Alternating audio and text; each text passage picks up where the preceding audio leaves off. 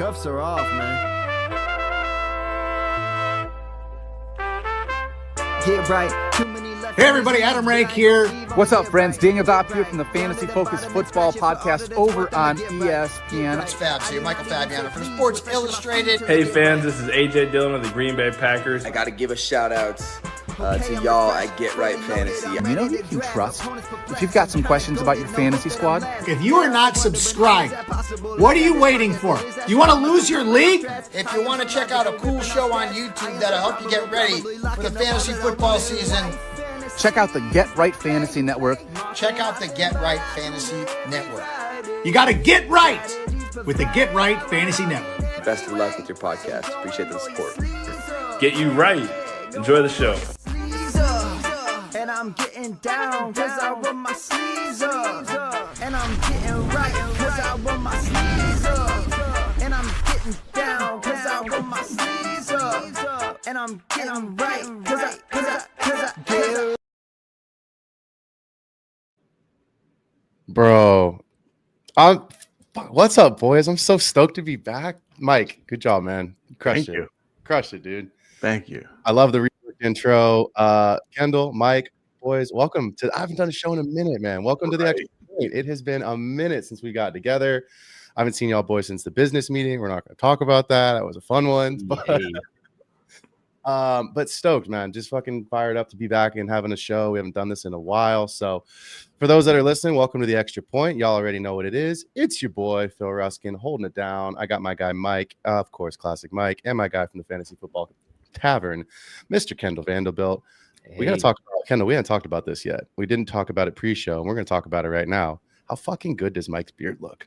For the longest time, you were the only one in this whole team that didn't have a beard. Like all of us have beards, and it was just you. And now I'm like, bro, you're in the club. Like, welcome to the beard club, bro. You look good, man. You want to know something really funny? Just Yes. started last 2 weeks, just trying to grow it out a little bit, trying to, see what I can do here because I haven't done it yet. It's my first time, and I'm like, you know what, got all the product and all this stuff trying to grow it out. Oh, you like went for it. You got the beard oil and like, you went for like the starter pack. You got it. Look, this guy's all in, man. He pushed all the chips in the center. You look like a Viking, man. I love it. I freaking love it. Yeah, I'm partner. Yeah. You look like a survivalist. Oh my god, right? Like this dude should be wearing like camo pants in the woods, like with two sticks, rubbing them together. Like this is how my ancestors made was going on like a Canadian exploration. Like you're my guy.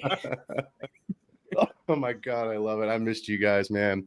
Well, welcome to the show. It is not Thursday night. It is Friday night. We're having a little different take on the Extra Point tonight. We are doing a Friday night special. Man, Get Right Fantasy Network, we got a lot of stuff coming y'all's way here as we get ready for rookie drafts. Obviously, we know we're going to be all summer doing our best ball tournaments. We're going to be doing a ton of stuff through our sponsors and Underdog. As the name implies, we will be getting y'all right for whatever type of format you guys are ready to play, whether that's going to be Dynasty, which is obviously what we talk a lot about here on the Extra Point. As we get closer to the season, Kendall and I will bring back our annual do not draft list, our risers and fallers as we get ready for the redraft season. And then our whole team will obviously be getting you guys into our mock draft tournaments, of course, leading up to the season where we have our Tournament of Champions. And then, of course, as you can see in the top right-hand corner there, we love our boys and our sponsors over at Underdog. Fellas, I got some money needs withdrawing. I'm not going to lie. I've got some cash in that account. So we will always get you guys ready for best ball season with our friends over at Underdog Fantasy. So we're not going to talk rookies tonight. I know that's what probably everybody's getting ready, excited for. I think most people are, we got like 35 days till rookie drafts here coming up, man, right around the corner. So we're not going to talk rookies tonight because we've had a crazy last 10 days. So we're going to jump into free agent frenzy. We got a lot of free agents to go through. We got a lot of impact players that are moving. We got guys that are, well, we're going to talk about it, but there's a lot of guys that I think we need to talk about tonight, and we'll get to as many of these players as we possibly can. We'll talk about some risers and fallers. Before we get into specific guys, Kendall, what was something maybe that surprised you in free agency? Maybe a guy that stayed home or a guy that signed with a new team, but give me just 1 minute on something that you, when you saw a headline or you watched a news clip and you went, ooh, I didn't expect that. Which one was surprising? I think the Justin Fields move was a little bit interesting. I don't know what I was expecting, but that felt like it came out of left field for me. I thought someone like a team that wasn't ready to win right away might pick him up as a bridge. I thought maybe like the Raiders, maybe even the Giants. As weird as that sounds, I thought that could have made some sense. Yeah. Teams that maybe didn't like the quarterback class, and we're just gonna kind of parlay it a little bit with an upside pick anyway, right? Yeah. So that one was a little perplexing to me. And then I think that the Cooper Kupp signing was a little bit weird for me as well. Weird to see. That was Yeah. mine. So I was going to kick it to Mike here, but since you said that, I'm going to jump in real quick, Mike. That was mine. Was the Cooper Kupp signing for two reasons. Number one, in division, and I get it, like it's free agency, so it's not like you traded him, right? But like in division, home. But it's all exactly. To Eastern Washington, right? But the other piece was just the contract. Yeah, like it was a big contract it for a good an old receiver who's been injured. So you've got JSN, you paid a lot of money to Sam Darnold. So I'm really curious, like what this offense is going to look like. KW3 is obviously coming back. Charbonnet's coming back. So you've got a solid running back crew. I don't have the list in front of me, but I have to think they're in the middle to the second half of the draft. I believe so. So they're probably in the teens? Anyway, they're in the. I think they're in the late teens. I'll get it up. It's Seattle. I think every single board has them just kind of filling a defensive hole. That's what I was thinking too. As a 18. defensive guy, so so you're not grabbing an impact player, you're not grabbing a big time rookie. So the Cooper Kupp one was really interesting to me. But Mike, I know we're going to get to it at some point tonight with your hometown Giants, but what stood out to you right now? That's not even my biggest one. Right now, we're still waiting on that, but it's connected to that kind of. I think it's Devontae Adams going to the Rams. That was an interesting one too. It was really odd to see because everyone had it ingrained in their head that Rodgers was going to go with him somewhere, right. And because the Jets were kind of tiptoeing around everything, waiting, and like they let go of Devontae pretty early and let him do whatever, and then Rodgers they kept until the start of free agency, even though they said we're going to get rid of them or what try. But I think what they were trying to do was try to trade them. I really think that they were really trying to trade Rodgers to get as much as they could for him. Agreed. And then they just waited, and then no one wanted him. So they were like, all right, see you later. And then Adams went his way. And I thought, and then the Stafford situation connected to it with it, because that was the whole thing, waiting for where Stafford would go. It was just really odd once you saw Stafford land and then you saw Devontae land, and it was just like you just let go of Kupp. Yeah. Why? No, I agree.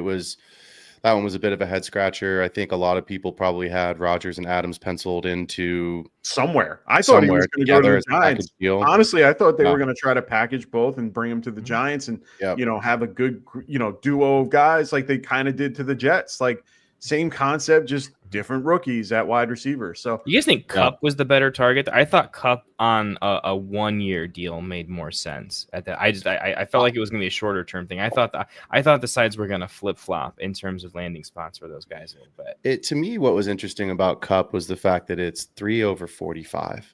Yeah. Like that's 15 years. Darnold's are there more details on that though? Is there anything about like avoidable third year or anything? But like Darnold's contract is obviously significantly different. Darnold's what 110 over 4. Well, remember it's a 1-year deal, but it can be he's got like voidable years or something like that. He has voidable years. Yeah. I don't know what the Cooper Kupp situation. I'm looking at it right now, but he's 32 years old. So I don't know. Well, we're going to get into that a little bit later, but I want to start with something that stood out to me because obviously we love talking dynasty on this show. It's really what the show is all about. And so this was really interesting because I think a lot of people maybe haven't connected this, or if they have, we hasn't really talked about it a lot. Rico Dowdle signing with the Panthers. So I know last year we still 1-year deal, but my question to you, Kendall, is this. What do you think that means for that running back room with Jonathan Brooks? I think it means, hey, we invested heavy in Jonathan Brooks. If it's ever going to work, we're not going to rush it back. And honestly, we're already not feeling good about it, but Well, we weren't going to win anyways. We weren't going to win any championships next year Fair. anyways. Let's take our Arizona Cardinals. Okay, there's no injury there, but Benson's probably still taking a backseat to James Conner, right? It's just an injury thing. I think they're saying, look, it's a developmental year for our tight end, our wide receiver one. We extended Thielen a little bit just to kind of bridge us a little bit so that Bryce has some options, right? And we were giving ourselves we could have gone even cheaper, but we actually went with a guy that we think can be a competent 1-2 punch and actually give us like some competitiveness, right? With a lot of flexibility because it's a 1-year deal, right? So what I do think it does is it does gives their offense a chance to actually move the ball a little bit. Like it kills them both, but like I think they'll actually both kind of be reasonably productive. And I think from a dynasty perspective, it's just saying they're not going to play him at all. Like Brooks is just done all of next year. Oh yeah. And then the idea is 100%. in that year, Chuba will be down to a year 1 year left. 1 year left on his deal.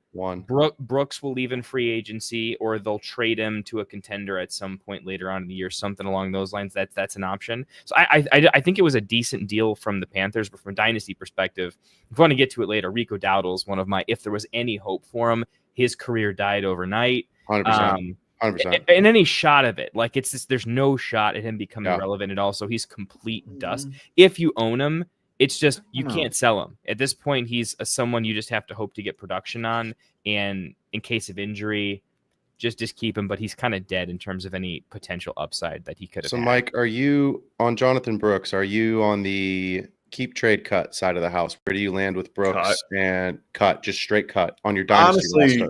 On a dynasty roster, you would cut him. I'm done with him. I was done with him after one season. I mean, technically, not even a real season. To be fair, I didn't like him to begin with in the context of where he was going for most dynasty drafts and the type, like just where he was. The way that people were drafting him was like they were drafting Saquon Barkley, and I sat there and I'm like, wait a minute, he's not playing until November, right? And then I kept bringing that up, and then even in redraft, people were drafting him in like the 10th round. And I'm sitting there like, do you guys realize he's not coming back until November? And then he ends up doing what he did at what? It was 2 weeks in. And I wasn't on board. I wasn't impressed in general. Yeah, he was great at Texas, and, good for him. It just, I wasn't on board. I don't want to hold. I'm not going to. There's no trade value for him really, unless you really think that I would try to trade him, but otherwise cut him. Yeah, I'm unfortunately stuck in a couple leagues with him where I'm just gonna have to hold because I can't trade him. There's nothing to do. I'm not gonna cut him on the off chance that we all know what's gonna happen this fall. Guys get hurt, guys step up. That's just how it goes. But he's not coming back till 26. Sure, but at some point, like you're gonna have a resurgence with. I mean, there's certain players that just make their way back after all this time. So I mean, the argument for that is like he's still what? He's not even 23. No, he's 20. Exactly, he's 22-year-old. Like he's so 22-year-old kid like coming off of 2 ACLs. 4 years from now, he'll be 26. Yeah, which is still younger than probably half the starting running backs in the NFL. But what kind of game experience is he going to have? And I'm talking, this is after 3 seasons, so this is completely killing this season and next season and giving him a random season. He's still in 26 from like a long term dynasty. If he's reasonably talented, he could move into that like high end backup on a good offense. Maybe he's all right and does something. You know what I mean? Yeah, but it's like we talk about this all the time. Like you don't have any production, you don't have any numbers. Who's going to draft you? Who's going to take you? Right? Who's going to trade for you? I mean, you can't tell me a guy that's got 2 ACL surgeries, even the fact that he's super young, is going to be someone that other teams are clamoring for, right? Like, oh, let me get this guy. Like, it's just not going to happen. Think about J.K. Yeah, fair. Dobbins is the comp. Mm-hmm. Dobbins is the comp. Mm-hmm. And it's not even the same injuries too, because it was ACL and Achilles for JK. This is the same ACL twice. Right. It's leaning in that direction. It's not good. It's not good, right? But like if you own him, the whole idea is like if we're trying to be as sharp as possible, right? In deeper, like say like start 11 leagues, right? Where all of a sudden it's like, all right, it's triple flex plus 3 wide receivers, full PPR. We know the way to play is going to be wide receiver centric, where it's just how can you have a successful running back strategy? Yep. I don't mind the idea of like I still just want to collect. I want to collect lottery tickets. And I like there's two things. One, if you can sell him like immediately, I think he can actually kind of hold like some hidden like name value for like an early third. You're not getting even like the 212 for him, but the fact that some people think thirds are dart throws that are getting thrown away anyways. Yeah, I'm gonna take like a real dart throw that could make some sense. And in the year leagues that have an IR spot, say a 10-team league that has IR spots, we know roster clog's a big deal in 10-team. Being able to throw them on your IR spot is legitimately a thing in 10-team to consider. And all you need is a little bit of camp news a year from now, and then capitalize. And again, if you can somehow in the future get late second round value for them, again, it's like a 2-year project. But if you're playing Dynasty for 10 years, the way to like win in the end is to like, if you can turn an almost cut candidate into like the 212 over 2 years by timing, I think this is a play where like you got to kind of make that happen. So you're holding for that. All right. Well, let's run through some stuff that we can kind of skip over, but just so folks know if you've been missing it. Raheem Mostert signed with the Raiders. I don't care. Najee Harris with the Chargers. I don't really care. Nuke, DeAndre Hopkins to the Ravens. I don't really care about that one either. There's just a lot of players that you look at. Josh Palmer to the Bills, Matt Collins to the Patriots. So, like, these are fine. I don't think these are players, obviously, that should be rostered. They're really not on your teams, but it is good to know where players are going. They're on the move. I think what everybody wants to talk about is going to be the wide receivers, especially the big boy wide receivers that have moved to some new teams. Before we get into the biggest of big wide receiver moves, why don't we start with my guy, Debo. Y'all know I love Debo. It is sad for me to see him go off the Niners. At the end of the day, the majority of the Niners offense ran through Debo. He's very much a staple of that team. Kyle Shanahan loves him and designs plays for him, and he's more of a utility knife than he is a wide receiver. Mike, let me start with you. How do you see his role in Washington, and what's his impact in fantasy this season? I mean, it's going to be interesting to see how they utilize him. I mean, Cliff Kingsbury can be very creative if he wants to be, and especially with a guy like Jaden Daniels. I definitely think that they can really get him involved, open things up for him a little bit. They did make a couple of big moves this offseason with trying to get Laramie Tunsil as well at left tackle, which is huge for their team. So overall, I think, and they brought back guys like Zach Ertz and John Bates, which I found funny. A lot of people were pissed because Ben Sennett, that guy that we're all waiting for. We're all waiting. But I mean, right now, his value is going to be very interesting to see once we get into season. I think a lot of people are going to overreact a little bit because of the landing spot and who he's connected with and so on and so forth. He still has Terry McLaurin to compete with. There's still ways that they can manufacture touches to him in one way or another. But if you really, if you break down the team, you got Brian Robinson still there. You got Austin Eckler still there, who's involved in the passing game. Yep. You're going to rotate all those guys out. You still got to feed, you still got to give Zach Ertz a couple, and Terry. So I'm not huge on it. I'm happy for him. I think it's a good place for him to be, and I think it will greatly help the Commanders. Fantasy-wise, he's probably high to mid wide receiver 2. Okay. Kendall, that kind of leads into what I wanted to know. Do you think he has a wide receiver 2 bounce back season, or do you think we see another season like we've seen in San Francisco this last year where Debo's sadly not someone you can start unless you kind of have to? Yeah. Okay, so my answer is heavily predicated on I'm not doing anything yet until the draft, because I think the draft heavily affect that. And in a specific way, though, I mean, I think they could go 2 different directions. Like, they could take a wide receiver earlier than we think, or they could take a running back earlier than we think, because I got Brian BTJ Robinson, on my mind. You got BTJ on the line. B-Rob. B-Rob. We know this. We were just talking about him in the green room beforehand. So I mean, maybe we'll get to that if we have some time later. But I mean, the current regime kind of inherited him. He's all right. He's not a crazy difference maker. If Eckler's going to be gone at some point, I mean, he doesn't fill that third down role back. He's stable.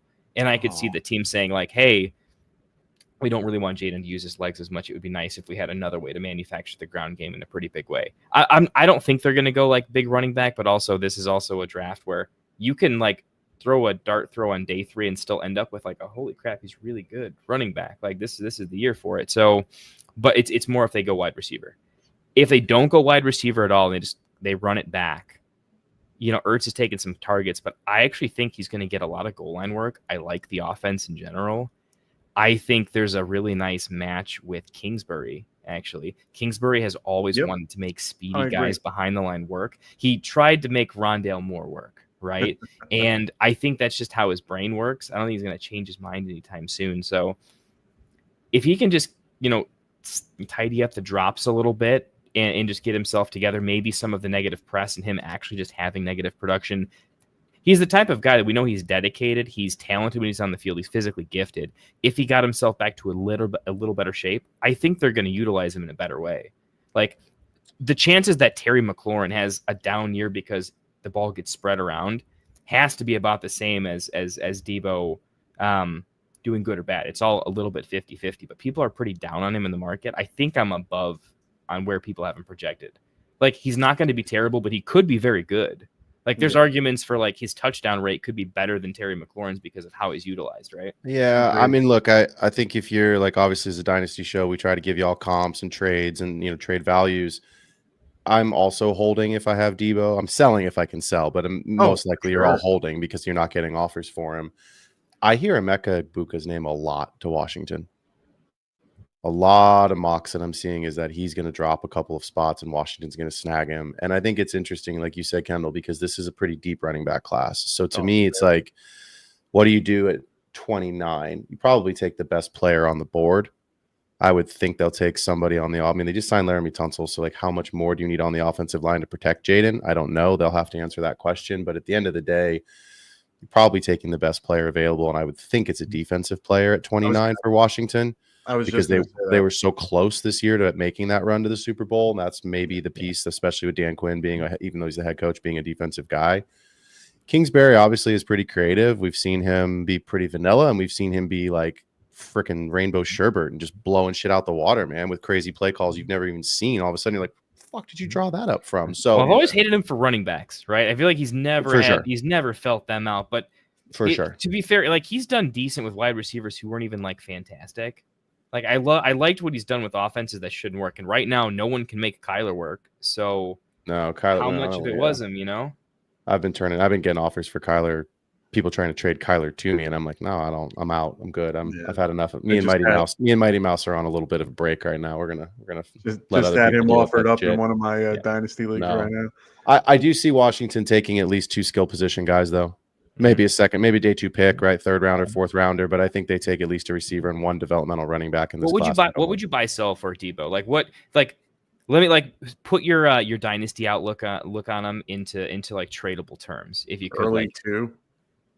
Like if you own him right now, what would you? If you own him in a win now window, do you think you can even like get enough that it would matter? The production on your roster has to be more than what you can get from him, or the upside of what he could get, right? Problem is, I think you're going to get a 3rd. Yeah, I'd rather have Debo. I'd rather have Debo than the 3rd. Because you're definitely buying him for a late second, though, right? For sure. At least I would for a late second. That's the hard part. I mean, I'm thinking your goal is to get to a 2, but I don't think you're ever going to get that. I don't know what I can turn a late second into. Like he's a cheap vet production. What staff. You want to buy Debo for the 210? Yeah, I think I would. I mean, it would have to be one of those rosters where it's like, look, the 210, I'm probably looking at one of the running backs that I like there because I'm probably wide receiver heavy, and I'm using this draft to just like all my seconds I'm accruing, I'm throwing at that position because I need to, because I'm never going to spend it on an aging vet. I'm not going to buy a running back after the draft. I'm going to draft him, right? But if I'm in a win now window and it's a particular setup where it's like, look, I'm going to take a bunch of running backs anyways, I could see taking Debo for a late second. I could see the regretting in case. Let's play the game. You ready? Yeah. Here's the game. You guys know the game. Would you rather have, I'm going to start a little bit lower on the list.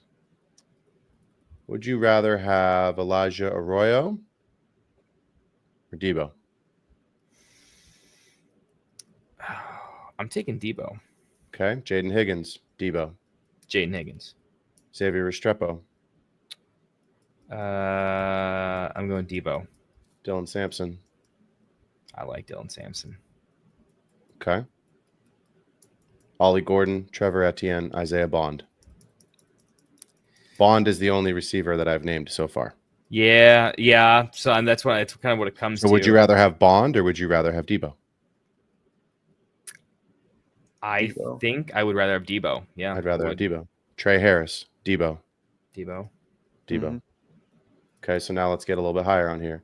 Now we're getting into true second rounders here. Matthew Golden, fringe first rounder. If it's not super flex, he's a first rounder. Golden. We're finally getting Late into first. like I think an NFL upside level where I think I have to take the rookie.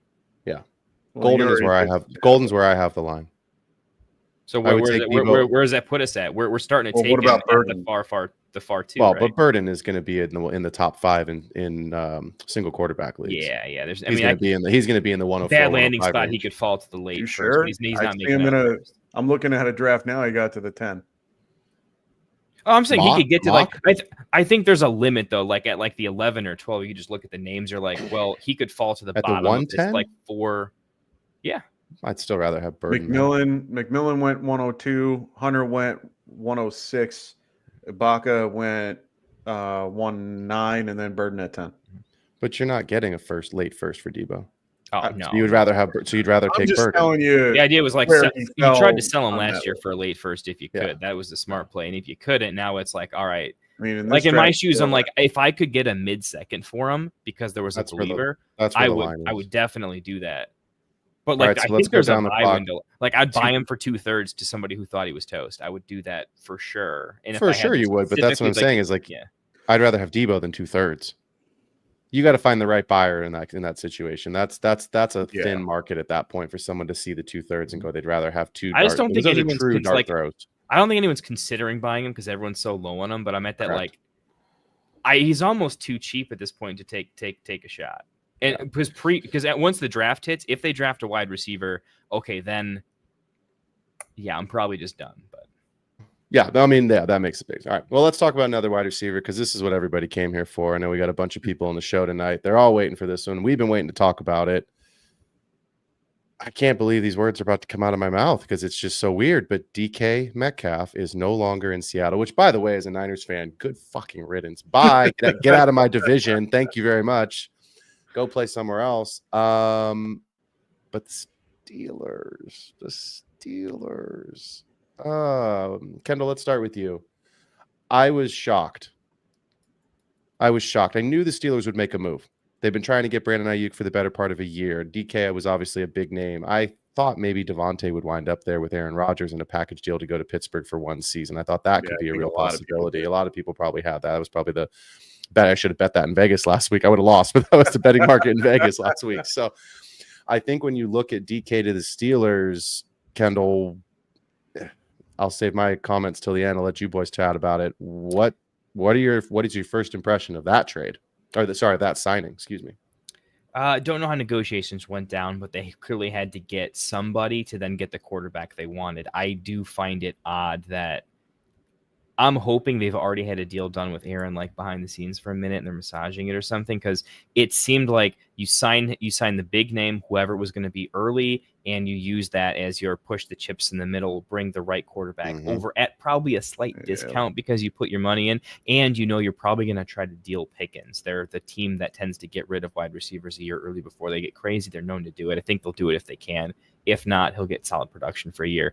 So like the landing spot, like it initially it feels bad because when you're like the Steelers were a bad offense, so lingering bad vibes from a bad offense, and they haven't solved quarterback, so we're not looking at the Steelers as a good offensive team yet. I do think that DK Metcalf almost feels like he's not super old, but he's old enough that he feels like the old guard of the alpha one wide receivers in the NFL. Does that make sense? I think Tomlin is going to look at him, and I think conversations are probably, look, we need the big boy in the room. You can be that. We have a history of excellence here. We can do that. And I do think they're the type of team that would essentially force feed him, and you can force feed a guy like that with smart offense. For me, it's like, is the offensive coordinator offensive thing happening? Like, it has to be a really good fit, because what if it's a disaster? You can't just throw the ball up right now with how smart defenses can be. So from a dynasty perspective, I think I think his value is going to go down before it goes up. If it's going to get better for him, it's going to be late in the season. They figure something out. But on paper, I can't project him to be this fantasy force, because I just can't project a good offense without figuring out quarterback. And Mike, yeah, you got the horizontal head shake is never a good thing. So I'm never gonna. Where are you? No. Or is it? I'll just say, like, last thing, it's a better NFL move. I'm full dynasty brain here, so I don't like it. In the real life NFL, I think it's a necessary great move. Oh, it's just a great NFL fantasy move, but it is a horrible. I have to say, I think it's bad for fantasy. But DK wasn't great for him already. To be fair, it wasn't really making sense already. So, well, he was already in a wiser faller. He kind of stays almost where he was at for me, which is just he's getting.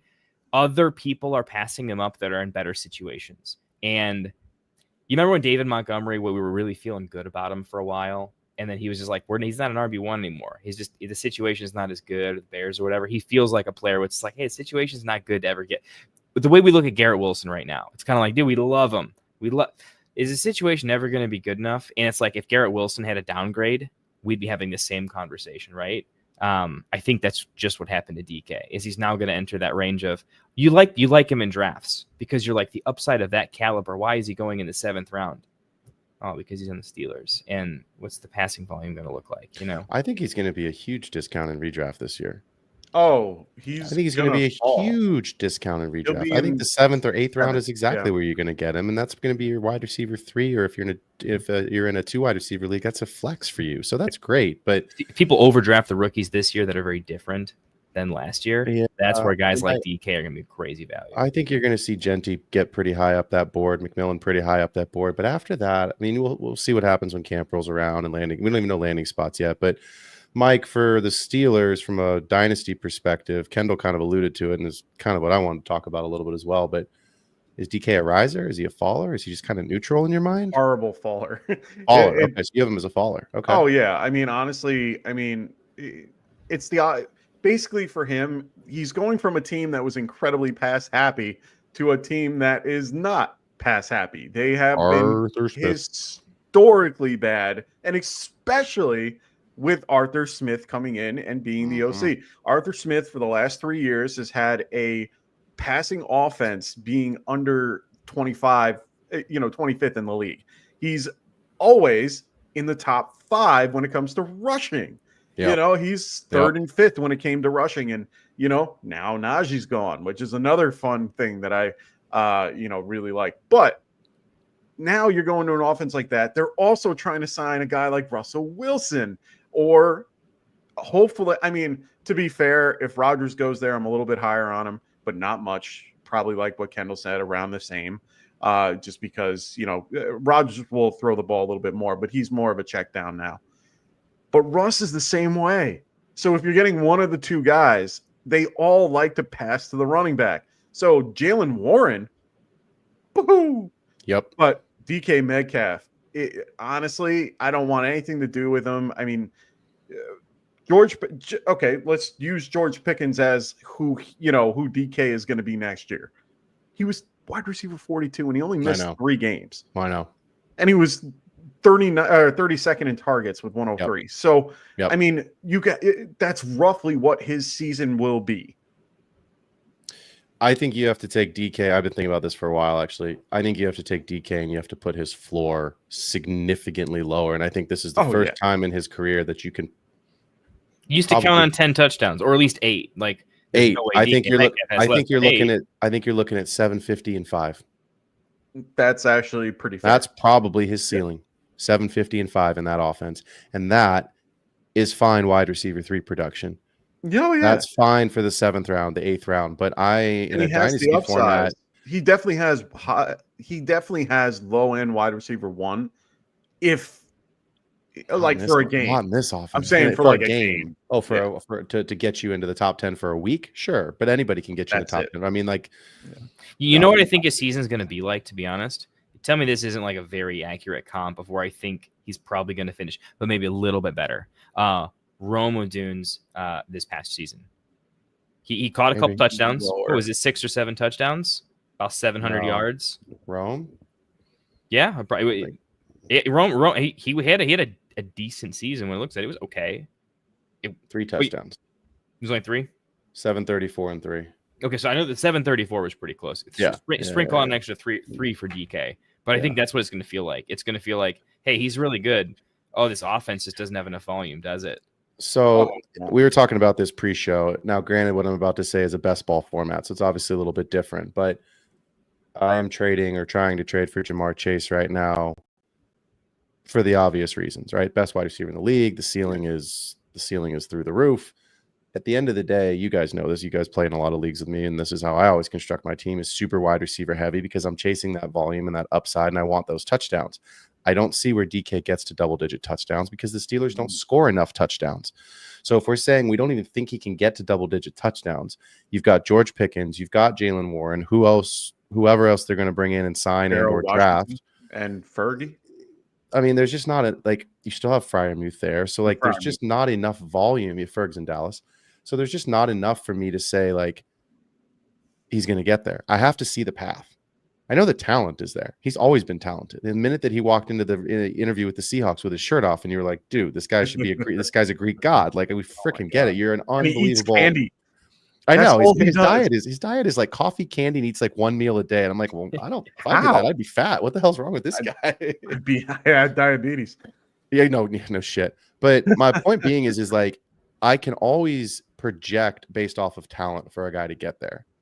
You guys know me pretty well. I'm a numbers guy. I have to see the path mathematically for me to invest my pick or to invest a trade into a player. 100%. And I'm not doing that with DK because I can't mathematically see the path in this offense to say I see 1,000 yards and 8 touchdowns as a reasonable outcomes, ceiling or mid-floor outcome for you. I can't see it. So I'm out on DK. I think if you can trade him, trade him. And I did, actually. I traded him in a league at the end of the season. I got a first for him. I got the 108. I'm feeling really good about that. Some people are always going to see a path where something like every year when you do your risers and fallers column, like how many are in each, right? Your risers are always 2 to 3 times longer than your fallers because we're players that can always find a positive case, but it's so hard to bury somebody forever when you know how talented they could be in a right situation. There will be a buyer for DK for sure in almost every league for at least reasonable value. And I think it insulates it. Like, just lock in some value, because it's not like there's no upside scenario too. There's no like 5% chance he just like goes crazy, because there's a 0% chance that offense does that unless they draft one of the rookies and the rookie quarterbacks are somehow really good. And that's a lot of this. I mean, look, Rafi, we love you, buddy. We know you're always here, big supporter of the show. We appreciate you being here, man. Rafi's comment: Arthur Smith's offense not known for putting up big numbers at the wide receiver position. Nope. I mean, unless your last name is Ward and you're getting the ball thrown to you by Roethlisberger, you're not. Ain't nobody coming out of Pittsburgh with big numbers. So you want to know the numbers? It's quite scary. No, 29th overall to the wide receiver. Just throwing to the wide receiver, 29th. And for those playing the home game, there's only 32 teams in the league, so 29, not so good. Not so good. Let's switch gears, boys. We got about 15 minutes left in the show here. Let's talk about, speaking of guys who are throwing the football, Mike, some news out of your city today. Mr. Jameis Winston, everyone's favorite soundbite, has decided that he will take his talents to the Big Apple. Mm-hmm. Let's start with, what does this mean for the Giants organization in terms of what they do next in terms of bringing somebody in, or does it impact them at all? I don't think it impacts anything. One, I just wanted to say it came in while we were talking. George Foreman died. Sad. Oh, that is sad. Just had to bring that up. Yeah. Sad day.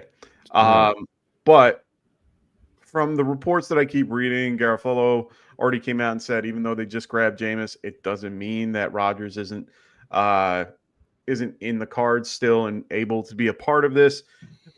Joe Shane has been saying it over and over again that we want to bring in multiple quarterbacks. So I don't see this as just the end. Like, I don't see Jameis as just being, well, no. I think they're going to bring in somebody else. They're still going to bring, I know they're going to still continue to try to get Rodgers, and I'm okay with that. A lot of my Giants friends, my dad, my brother, they're not big fans of it. They don't like the whole Aaron Rodgers drama, the way he is, the way that he makes things go. Now, I have changed my perspective on Aaron Rodgers. If you actually take a look at his doc that he came out with, Enigma, I was very skeptical of it. I was not a big fan of Rodgers prior to all this. I've gotten to watch it. It's changed my opinion on him a little bit. It makes you see through his eyes, even though if he wants to be positive with it. Yeah, my brother keeps arguing, well, he can spin it the way that he wants. Well, that's true, but True.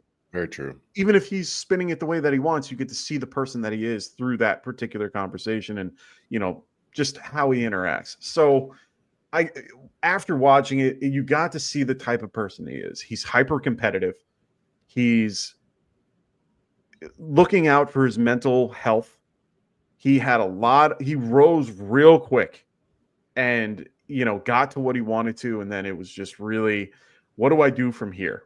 And then he just kept trying. And every year, you saw how, we've all seen his career, always trying to get there, but always missed it, always by that last second, but consistently there. So now he's at that point in his life that he's very popular. Everyone knows him and blah, blah, blah, blah, blah. Now he's just trying to mentally get himself ready for the particular season to come before camps and all that. And he said it multiple times in the show. Yeah, his situation in Green Bay sucked when they brought in Jordan Love, but he was willing to willing to do the training with Love, teach him what he can, try to, that's what he was there for, to, instill the knowledge and then, go from there. And then when he got to the Jets, he wanted to be competitive. And then, of course, he fell flat on his face. So now he's trying to build that back up because that year prior, he had a fucking MVP season. He was on the list of MVP, and he doesn't think he's done yet. And even with the injury, he doesn't think he's done yet. He can still throw the ball. He contributed to 2 wide receivers being over 1,000 yards. He can still throw the ball. It's just not as good as he used to. Yeah, it's just. Go ahead, finish your take. No, I'm not against the Giants going after him. Jameis coming over to the Giants is great. For me, that feels great. It's better than like saying that we got Drew Lock. Like when we got Drew Lock last year as a backup, I'm like, Jameis, I feel a little better about. If something happens, I feel a lot better about it. Jameis and Joe Flacco are the 2 most rostered non-starting quarterbacks in the NFL. And if you don't have Joe Flacco or you don't have Jameis Winston on your roster, go check your fucking waiver wire because they're probably sitting there and you should just sign them right now because they will play football at some point. You know what though, Mike? At least you didn't sign Mac Jones. Oh, you want to know something really funny? Please don't let it be funny about Mac Jones because I'm not going to laugh. No. I want it. You wanted Mac Jones? I wanted Mac Jones. And you want to know why? One, he had a connection with Dable back in Alabama. That's fine. He also did pretty well considering with the guy we were talking about before, Brian Thomas Jr. We were all talking about it. And to be fair, he did a little bit better than what Trevor Lawrence did with him. And he showed a lot of promise last year being able to deal with a guy like him. Now you get to go to his teammate that is just as good, if not around the same talent level, and you're going to go throw to him. Sure, I would have been all for it. Yeah. I had no problem with it. I just, Ross and I talked about it. Like the Niners are just, I don't know what we're doing. I had no idea what you guys did. Fire sale right now. Like it's like 50% off at the big and tall. Everything must go. I'm like, what are we doing, guys? Like, you have to actually put 11 players on the field to participate in a football game. 100%. Right now, I don't think we have 11 guys in the locker room. So forget actually playing the season. So we'll get there. Kendall, let's talk about the 103 in the real draft, which is the Giants pick. I've seen Shedeur. No. I've seen the Giants trading up to get Cam Ward. No. I've seen Travis Hunter. I've seen offensive tackles. Like, do you think the Jameis Winston signing signals that they are taking Shedeur? Okay, I don't think it's likely in terms of all the outcomes. I'll like lightly bang the drum that I think it is more likely than where the market's at. I think there's a connection between Shador is a big brand.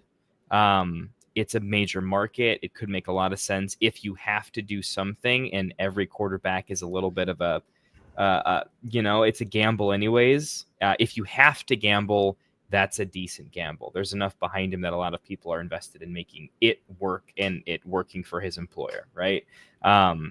So there's that. And I think the Mora family that owns the Giants, I think that's a move I could see them making potentially. I think the most likely is Travis Hunter. I think that's kind of like you just don't know when the next time something like that could come around potentially. And I could see them valuing that to a pretty ridiculous degree potentially. But I'd rather have Carter. I think I don't know. I could see it happening. I think gets past the Browns. I think the most likely thing, if I'm being, I actually think a trade down and having them take a shot at someone else in conjunction with Jameis. That's what the Jameis signing indicates the most to me. I think a lot of teams looked at what the Steelers did this past season and said, hey, that actually worked out a little bit better than expected. And it also did reasonable. It was like a training academy. Like they were able to sell Justin Fields for that kind of. It wasn't, you know what I mean? What's interesting would be, to your point, Rafi just put this in as well. I'll just read this comment real quick. Long shot prediction: Giants take Hunter and then trade back up for Sanders. Sure. No.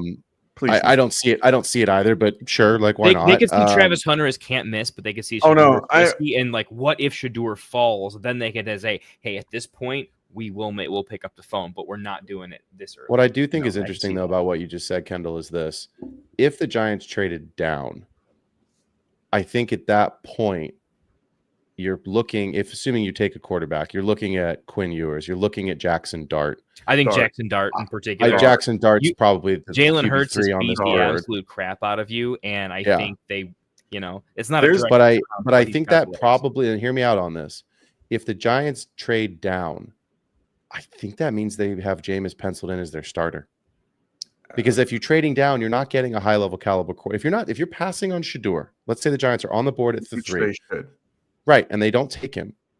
What you're then saying is, we believe we have a better option to go and draft another player, meaning that we don't think there's a quarterback that can compete with James. So you can't tell me you think Jackson Dart's going to be the starter over Jameis Winston in September.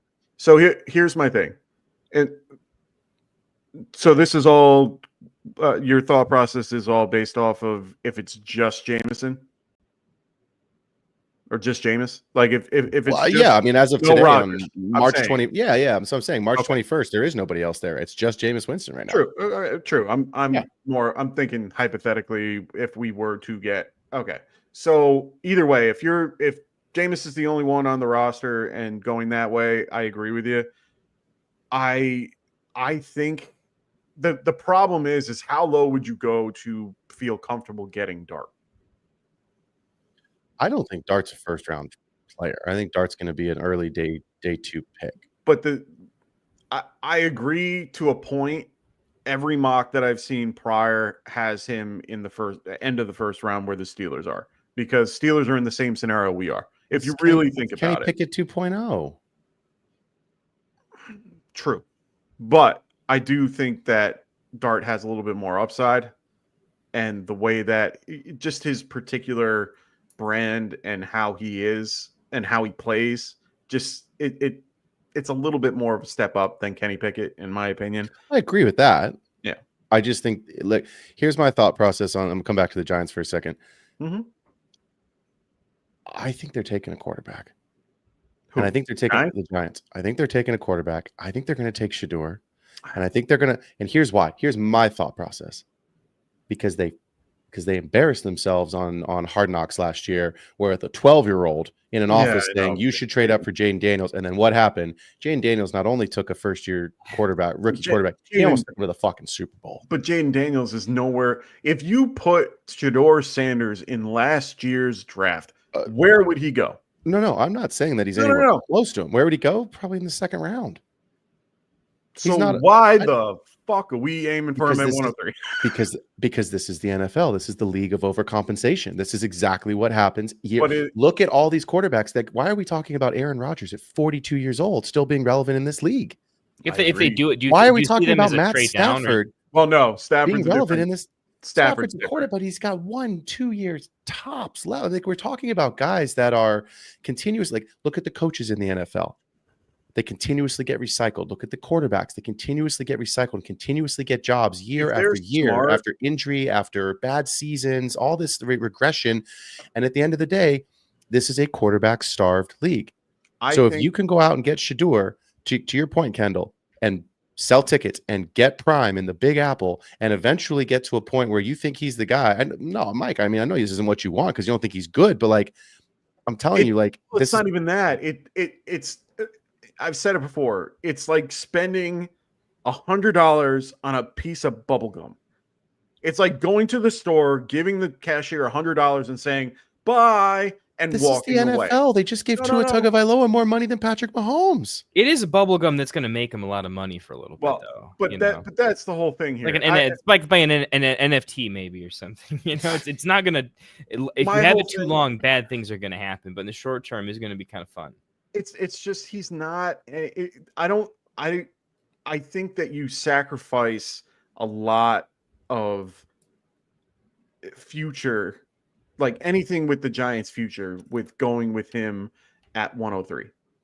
Okay, I need to know how and I much... think, honestly, I think the Raiders are going to try to trade up from 3 to 6 or 6 to 3. 6 to 3. I could see that happening too. Tom Brady's involved in that decision process, and go enjoy. Fine, I'd be fine with it. The only way I will not be okay with that is if Carter is still on the board. Can we get a live stream rant? I need to see your face when they draft him. I want to see that too. Actually, I'm not going to lie. We may have to FaceTime that one because there's no way I'm not. Could you imagine sitting with Falcons fans last year when Michael Penix's name was announced? I bet people broke their TVs. I bet they were throwing shit at their TVs. I would have bought him a lot of drinks. And we would have had hell of a night. We probably would have. All right, boys, we are right on that time. Kendall, 2 minutes. Give me one player, dynasty perspective, regardless of format, that you are very excited about as a riser based off of free agency this season, this offseason. Give me a position. Running back, Mike, which means Mike, you're getting the receiver. Okay. Running back. Riser, dynasty. Isaac Guerendo. I am very excited about Isaac Guerendo. I liked him in the draft process.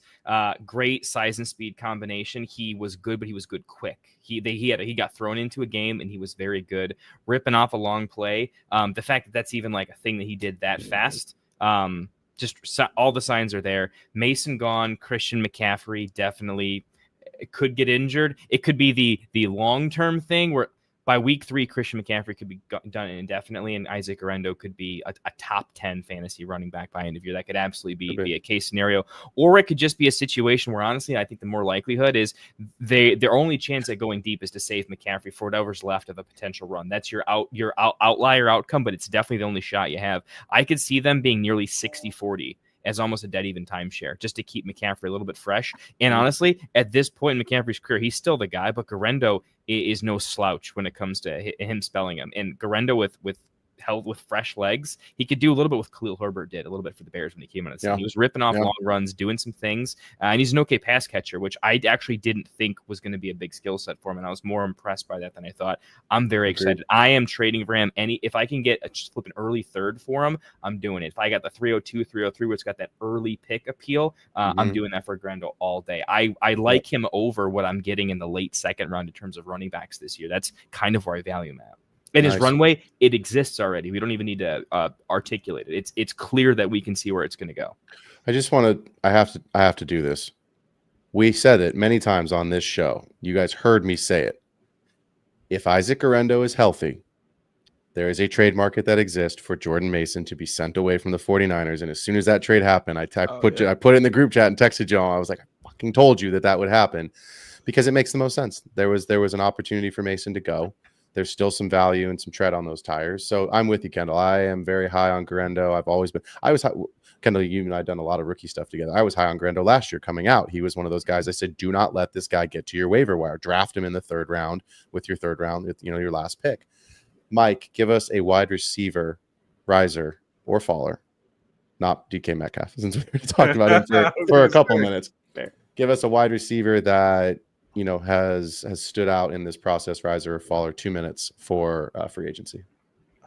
I mean, another guy from that, George Pickens, that definitely falls, but I'm not going to talk about him. What about Khalil Shakir? Let's go with him. Good one. Signing a multi-year deal with the Bills. Yep. Now seems to be the one guy. They're not re-signing Amari Cooper. They still have Keon Coleman that's there, but they clearly like Shakir and want him more involved. They got to bring up their passing a little bit. They've always been, they've leaned more to a run-heavy offense. But right now, I think they can get him a little bit more involved. And, I see him being a little bit more of a riser in this group. I've been looking at all the other teams trying to find somebody, and he's the only one that I think that really benefited, through the offseason. Yeah. I'm going to take the easy way out. I'm going to take the really easy way out on this question. Jason Higgins. It's T. Higgins. And then the reason why it's T. Higgins is because of Joe Burrow. Yeah, fair enough. Right? Like everyone knew Jamar Chase would get the bag. Everyone knew he was going to be the number 1 guy. I did not, and you guys have heard me say this many times, I didn't think they would have the ability to bring Higgins back. I thought for sure Higgins would be the number 1 most sought after free agent in this market, in this class. We talked about this all fall. Of could he go to LA? Could he wind up in if Tyreek goes, could he wind up as the guy in Miami? Like, what if T. Higgins, ends up somehow getting a free agent deal in Baltimore, right? Like there was all these different, what if he's the number 2 across from CeeDee Lamb in Dallas? So I think if you are I think what the Bengals did from an NFL perspective, dumbest fucking thing I've seen a team do in the longest time. You have no money left. You have no players. I have no idea who you're going to pay. You're going to be having tryouts because you paid all of your money into 3 guys. Fine. Most of it. So I think from an NFL perspective, 29 cap space. Well, but you got to get 22 guys on the field. Closest they're ever going to get may have already happened. I mean, do you look at this as like, what if the adults in the room said, look, we're kind of screwed either way. We won't be able to get to a Super Bowl winning level by piecing this together any other way. We have to take the 7-8% shot and just go in on these guys. We know this is bad. So what, we're going to be the Panthers or something in a year or two or what, except not with the quarterback situation. Not with quarterback. But we should take our shot right now because we're getting fired anyways in a couple of years unless we win a Super Bowl. Then we get to keep our jobs while we rebuild for a couple. Let's just do it. How many games did they have within one, like where they were pretty much just about to win? Like 6. I think the Bengals sat in the room and they said, we're going to be this year's 2025, 2026 Detroit Lions. We have absolutely no defense. Our offense is our defense. You score 50, we're going to score 52. Yeah. They'll sell tickets. The Lions had better defense, and then they got decimated by injuries. So that's what happened to them. Yeah, I was just going to say. If they sell enough tickets. But from a fantasy perspective, this is the absolute best possible scenario that you can wind up with. I am trading right now for T. Higgins where I can get him because of Joe Burrow. You're not going to get Jamar Chase for anything less than top dollar and a massive overpay because he's wide receiver 1. And obviously his ceiling is wide receiver 1. His floor is wide receiver 3. Yeah. 4, right? Obviously injury, we understand. But my point being is that this is one of very few teams, very few offenses in the NFL that we have seen on multiple occasions a quarterback support 2 high-end wide receivers, both 100%. Of whom, obviously one of them that can finish is the overall wide receiver 1, but one that can finish inside the top 12, even with Jamar Chase across from him. So I'm excited about T. Higgins. I think I've always thought he's a good player. I've never really thought he can be a 1 on his own, a super high level 1. I don't think he needs to be. I think he is still where he has been in terms of he's the best from the Devonta Smith, Jalen Waddle, T. Higgins, those kind of 1B receivers on big offenses. He's, to me, he's a guy I'd rather have. Here you go. Let's play the game. T. Higgins or either one of the Steelers receivers. Higgins or Metcalf, Pickens. But that's my point. That's my point. Is you're taking him. T. Higgins. T. Higgins. Right. But like, so I was going to say, what's the trade strategy for you? Because I feel like Phil, you're at a place where we know that one of the optimal trade strategies is find a player that your take is so strong on that you're willing to at least pay market price, but you're willing to go 15-20% over because your take just has him that strong. Yeah. What's your trade strategy to acquire him? Because you're probably willing to go pretty far. I'm doing something I don't normally do. I'm taking a little bit different approach with him right now. I'm just straight up buying him for a mid to late first.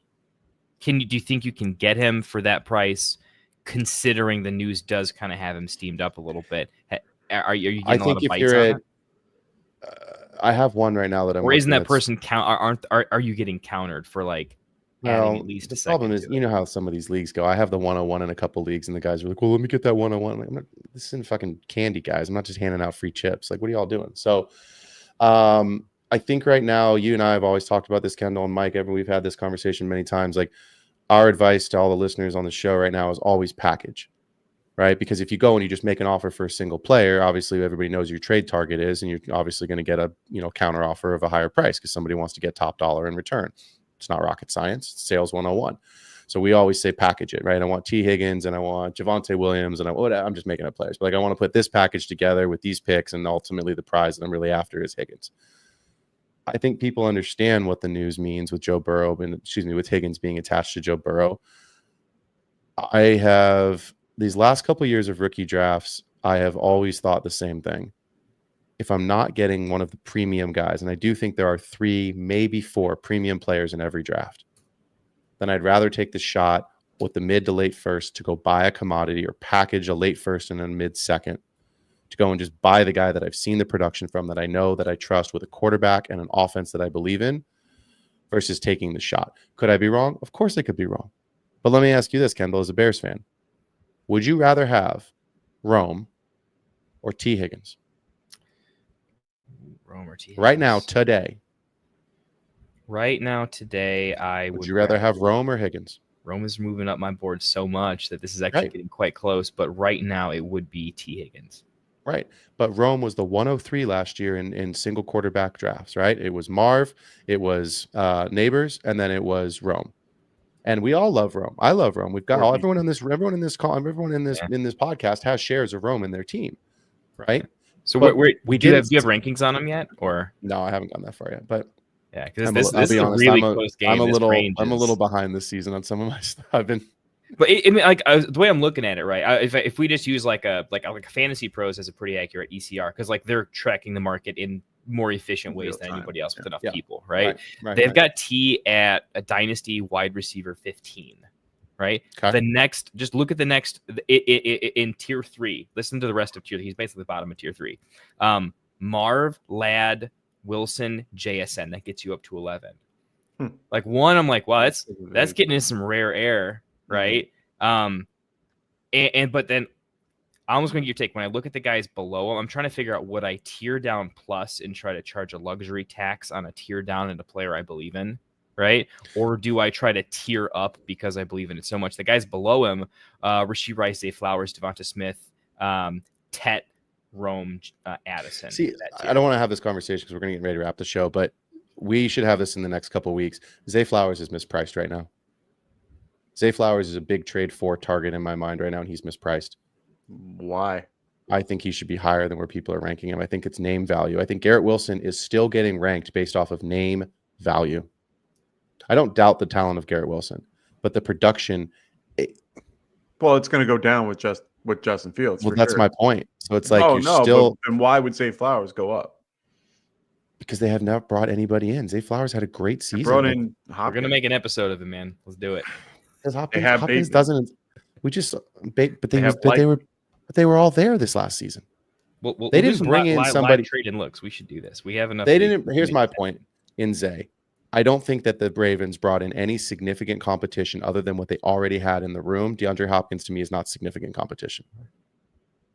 If DeAndre Hopkins couldn't make an impact on the Chiefs with supposedly the greatest quarterback of all time throwing him the ball, how in the world is he going to make a huge impact in Baltimore with Derek frickin' Henry back there and an established with Isaiah Likely, who we love, with Bateman, who, if he can stay healthy, has shown some flashes, and then with Zay and Mark Andrews, everyone's still poo-pooing Mark Andrews. Oh, I'm not. No, he was in my equation. You just. I like Zay as a trade for target. Actually, I like Zay, and I'm telling you, he's mispriced. I'm thinking anyway. We'll have a whole other show on that. We're gonna wrap the show there, Addison but plus a second. Terry. Let's say plus a Bateman second, outscored him.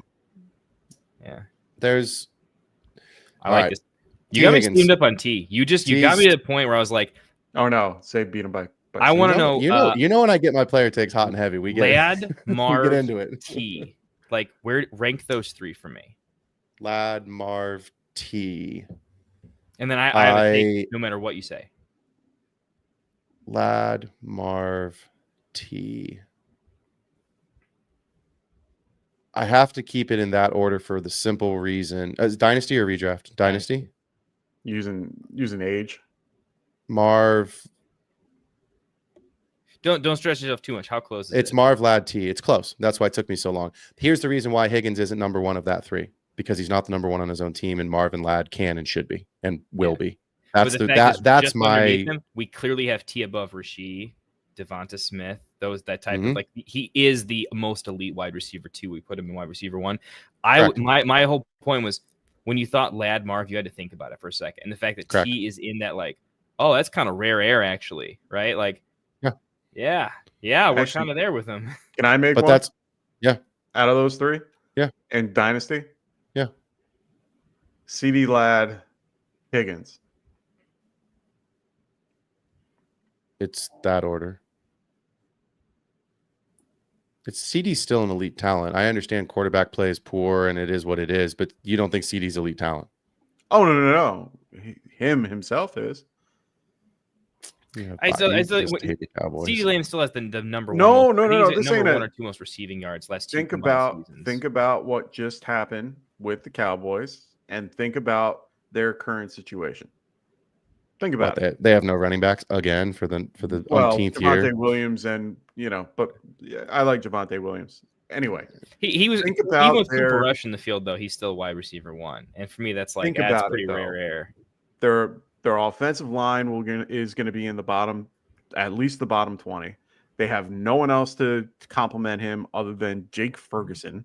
So his floor is Nico.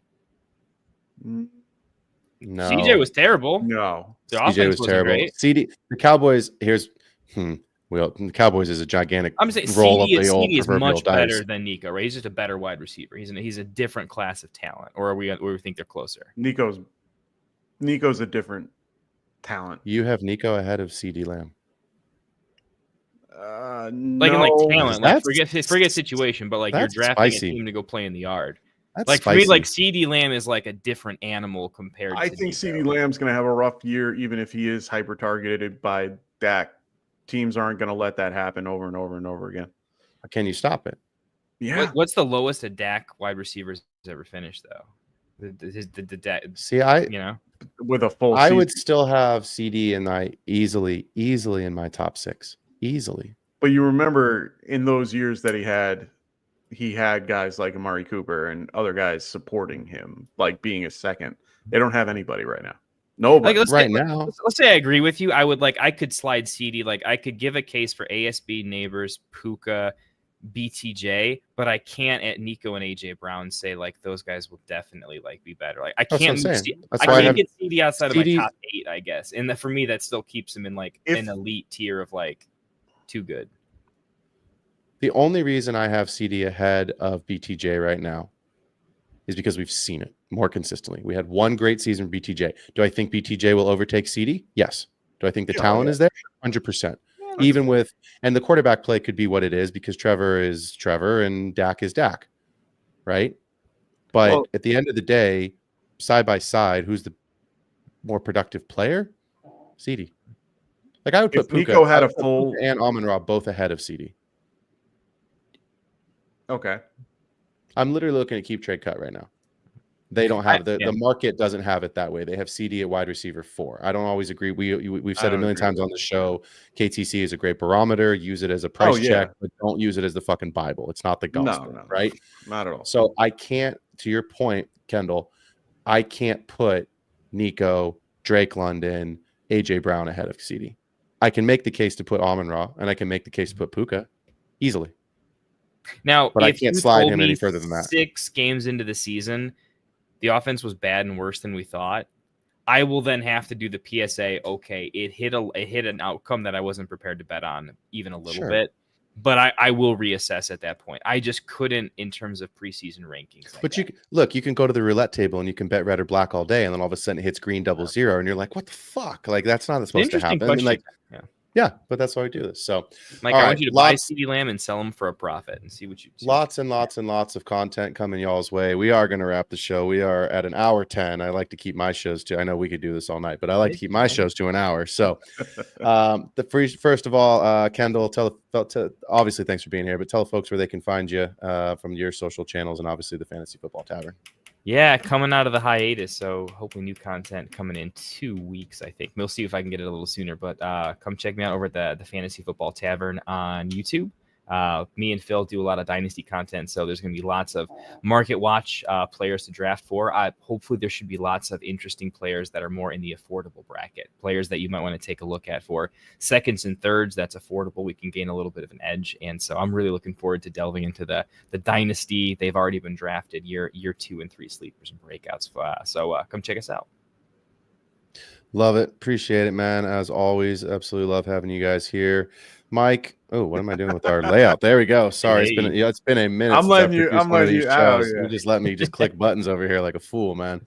Mike, why don't you tell the people what we've got going on this summer and this spring, and then this summer as we get ready for more content coming from the Get Right Fantasy Network. So I'll switch it. Oh, there you go. You shouldn't have let me produce. I told you not to let me produce. I was trying to. Let me host. Let me kind of went away. Stay in my lane.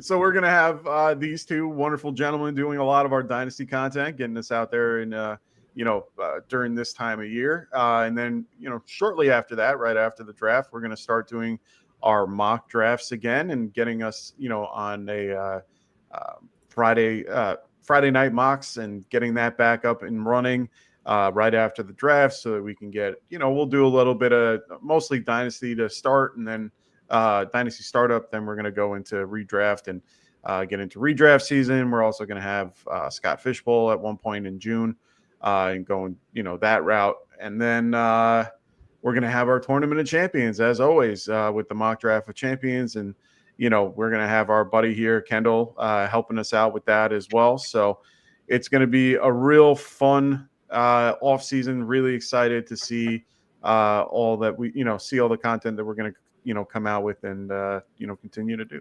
So right on. Well, we appreciate it. Thanks for being here on a Friday night, hanging out with us, holding it down here. As always, thanks for joining another episode of The Extra Point. Again, your host, Phil Ruskin. If you all are not subscribed, links are in the chat. Go ahead and jump over. We super appreciate you guys being here, but obviously the likes and subscribes help us grow our brand. Check us out on Spotify. Check us out on Twitter, and you can follow all of us individually. But for everybody at the Get Right Fantasy Network, appreciate y'all being here. Mike, I'm going to let you get us on the outro so I don't screw it up and hit that wrong button, but we will be back. Actually, no.